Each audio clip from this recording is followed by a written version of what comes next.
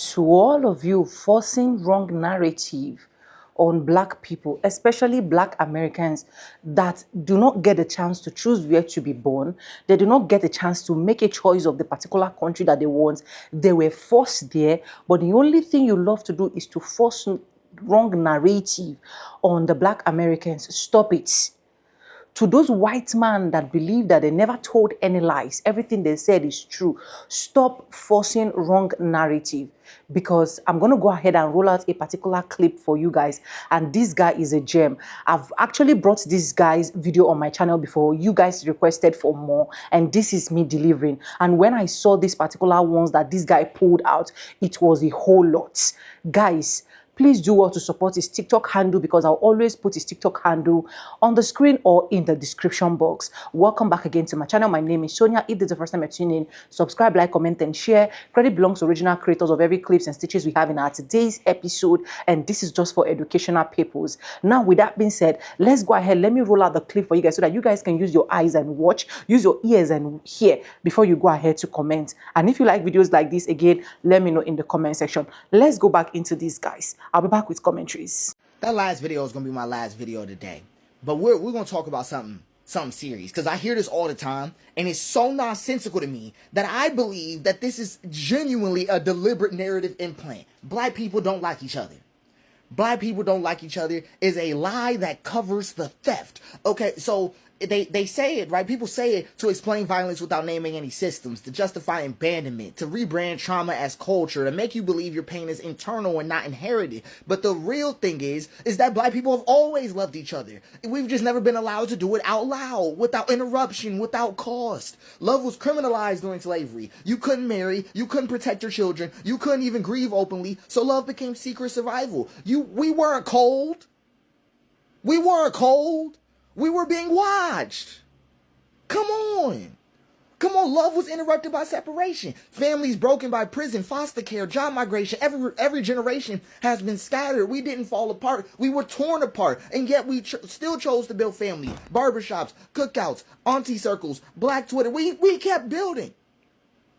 You meant to tell me that this is black people not liking each other? Love was turned against us. Gang violence born out of abandoned communities trying to protect themselves. Colorism engineered during enslavement to divide the field and the house. You talk white. A defense against rejection, not hate. And then all of this is misnamed grief.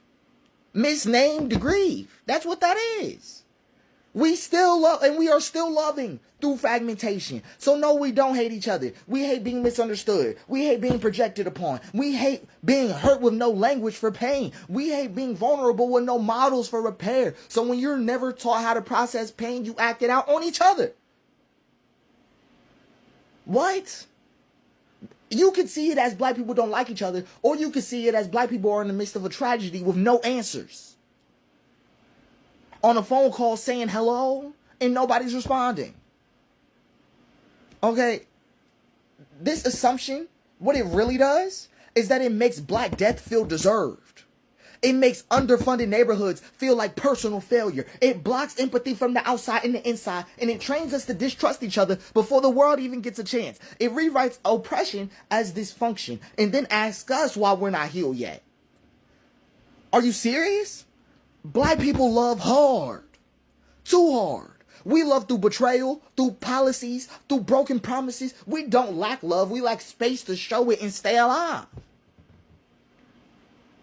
What? This is why this narrative around black people don't love each other. We can't stand each other. We can't stand our old culture. You must not be locked in. You must not be in the chair, in the seat. Because I've seen us try harder than ever, over and over again, through every crisis, through every denial. We keep trying to figure it out. We're the most critical people of our own self-love conditions. All right, for instance, when we often talk about why you dating outside your race? You know, why you doing all that? Why this going on? Why this going on? Why this going on? And it's because we genuinely care. Right? It's just that when you get shown self-policing, right, when self-policing gets proposed to you as education, then instead of empathy, you grow up, right, the big op. You grow up an op. And then you wonder why everybody's looking at you like this. It's because you went to a school system, got cooned out, right? Or got raised at home, got cooned out. And now you're in society acting like this. When in reality, our culture needs time to grieve, space to process, space to love safely, without being watched for once, without being a spectacle. Like, do you get where I'm getting at? Like, this is one of the things where, like, I can tell, like, people don't understand, they misunderstand the whole real thing that Zeus Network and all those other platforms do to us. And the worst thing about it is that it sells the notion that black people ever got a chance to love freely. It makes it seem like black people have just chosen to be disruptive and all of this. I didn't even get to choose where I was born. I was born in Georgia with black skin. Does that sound like it was optional?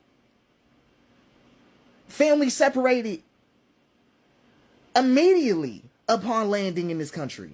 Tell me someone else that happened to. I'm just saying, like, it's such an upsetting ass conversation. And the thing is, my folks been trying to tell me don't cuss in these videos, but I promise you, this one of the ones that y'all don't know. Y'all don't know. Anybody who's sitting there talking like this, we might as well change their skin color now. We might as well change him. Cause black people have been trying the hardest this entire time. And you either gonna respect it or you not. That's where I'm at. That's why I keep going back to it's okay to leave the culture if you're too exhausted. Because black culture is not about exhaustion at all. Black culture is not about exhaustion. And some people think it is. Some of y'all really think it is. Some of this is really a personal rebuke. Because black culture is not about exhaustion. That's the thing I fear for it the most. I fear that we'll get to this place where instead of treasuring the fact that we've been able to build, we've been able to start over and over again, find the footing over and over again, reach our ancestors over and over again. We would rather criticize the fact that we were oppressed. Just a sickening thing to see. I just had to comment on it because it's one of those things where the accusation is so false, man. Bro, got me done stressed. But I hope you'll get the message. It's so disgusting. It's so disgusting to me. Good God. A lot of y'all don't understand. You're not even the one they love. You're just where they dump what they hate about themselves. You're their emotional basement. I just want you to understand the situation. They don't bring their joy to you. Ain't never did. They bring their mess, their guilt, their grief, their leftover chaos from every fight they don't fix. And you just sit there quiet thinking that you're mature. But I want you to understand that ain't never been maturity. You're containment. You're not the person they share life with. You're just where they go when life gets too loud. You're where they hide themselves because you don't challenge them. I just want you to understand the situation. Because if someone only comes to you when they're in pieces, you're not their piece. You're their disposal system. Every time they fall apart, you swallow your pain to stabilize theirs. Is that even equality? Is that even equity in the situation? Every time they blame the world, you turned into a therapist they didn't pay. You called it love, but really you just didn't want to lose them. You became safe for their self-abandonment. You translated disrespect into trauma responses. You watched yourself disappear, and guess what you called it? Empathy. You say you were there for them. I just want you to understand. They didn't even feel bad for using you. They felt entitled to you. You trained them that your silence was normal, that self-erasure was love, that your needs were optional and their breakdowns were sacred. You let them ride out your emotional foundation because you thought if you held them long enough that they heal and finally turn around and hold you on. I'm just being for real. I'm just being for real right now. They won't. Not even because they're evil, but because they've never had to. You make their guilt feel safe. You made their chaos feel held. And now that's what they think you are. That's who they think you are. You're not peaceful. You're just used to not being heard. You're not mature for holding up the weight of someone else's healing. You were just trained not to flinch. You're not strong. You just got good at shrinking at rooms they called you safe. I just want you to understand. I just want you to understand what's going on, because when you finally speak up after all this exhaustion, after all this pain, when you finally cry, well, guess what's going to happen? Guess what's going to happen when you say I matter too? They're going to panic. They're going to panic. Not because they didn't know, but because they'll finally lose their emotional storage space. Because you weren't the partner, you were the container, and now that container's leaking. So they didn't choose you for who you are. You were selected for what you wouldn't do. You wouldn't challenge. You wouldn't speak. You wouldn't leave. And now you're not even just quiet. You're watching. You're watching how quickly people who loved your calm call you difficult the moment you speak with clarity. That's what you're watching for now. You watching how fast their confusion turns into guilt trips. How fast their pain returns when your peace is no longer available to rinse. I just want to say what it is. But you were the container, but now the lid's off. And they don't know what to do with themselves now that you're not absorbing that on demand. They don't know. They don't know. So you're no longer letting them. I want you to understand this because I'm saying it for you. You're no longer letting, I've just gone through a lot. I've just been going through a lot. Be a valid reason for your erasure. You're no longer calling abandonment a coping style. It ain't never been because you're no longer asking them to heal. You're no longer begging them to understand. You're just removing the basement key from their hand that they've been clutching and it ain't never been belonging to them. And they're panicking, not because they lost you. Never even saw you there. They just saw the key. They just lost a version of them that let this be unaccountable. So just let them panic. Just let that silence echo as loud as it needs to get because this time, it actually belongs to you. This time, that basement key belongs to you. And a lot of y'all saying we losing the freedom of speech. I'm just wondering, when have you ever seen it? When in your entire life have you ever seen the freedom of speech? I just wait. When? Because it was never contained in the Constitution. It was just wished upon there. Real free speech has never been an enforced right in this country's history. Ever. It's just been a possibility, a flare in the dark every time somebody dared to walk against silence. And I'll make it super clear. Black people have never had free speech. Black people ever, from plantations to prisons, every word a black person has ever spoken has cost blood. A song could get you whipped. A pamphlet could get you lynched. The truth could get you assassinated. And then you be dead and it still be true. That's what would happen. And white folks, you thought you had it, but you only ever kept it until it came down to women. That's when it happened, until it came down to workers, until it came down to anyone who threatened the empire you inherited. Then you learn quick. Your speech is only as free as the lines they drew. Right? I'm just saying, same victims of the stuff we got hit with, we just watched it hit you in slow motion. So don't tell me about losing it. The truth is that America never let it live. That's what happened. They trained you to worship a constitution that lets money dictate what God gave you freely. That's what's going on right now. They told you, look, you can say what you want while corporations decide what's visible. While algorithms decide what's profitable. While culture trains you to cancel yourself before you ever even open your mouth. So let's talk about if the government can't jail you. Because people like, the government can't jail me. Oh, the government will be able to jail me. You already exist inside of a prison of your own mind. You only speak to each other when the surveillance network drops its pin, goes under the desk. And you think you're free because you can whisper. Oh, I'm just saying, you see how confusing this is? You're already gagged in hate speech. This is the truth about hate speech no one wants to say. You want to hear something controversial? Yeah, I'm about to say it right now. If speech was truly free, hate speech would never be a problem. Ever. Because hate only survives when greater society bypasses grief. When wounds go unspoken, hate offers a scapegoat. When history goes buried, hate hands you a target. When sorrow has no witness, hate performs as noise. I want you to think about this so deep. Grief metabolized becomes solidarity. Grief, when processed, becomes solidarity. Grief, when bypassed, becomes blame. So give grief its voice, and hate has nothing left to feed on. I just want you to make it make sense for yourself. It withers, not because it's banned, but because it can't scale, and the room already filled to the depth with truth. So if you can't understand nothing else, I want you to understand that the only thing God has ever given you has never been a right. Has never been a right. It was breath. That's what God gave you. That's freedom. That's speech. Not a parchment, not a platform, not permission. Freedom of speech is not what you inherited from this country. No, it's the flame you keep alive. And every time you speak past fear, freedom of speech. Every time you refuse the script, freedom of speech. Every time you let your lungs remind you that your voice was never theirs to give, freedom of speech. That's what it looks like. I just want you to understand it's about living a possibility, never about protecting. You know, one of the narratives that they always push is that black people really hate each other, black people are not in a safe space, black people this, black people that, and so on and so forth. But this guy coming out to tell you that all of those narratives were wrong narrative. All of those narratives were just pushed because they just want to make it out there. The last time I checked, black people never hate each other. That is why when I even see videos of black folks online saying, oh, we hate each other, we do this, I am totally convinced in myself that is a lie. Is a lie.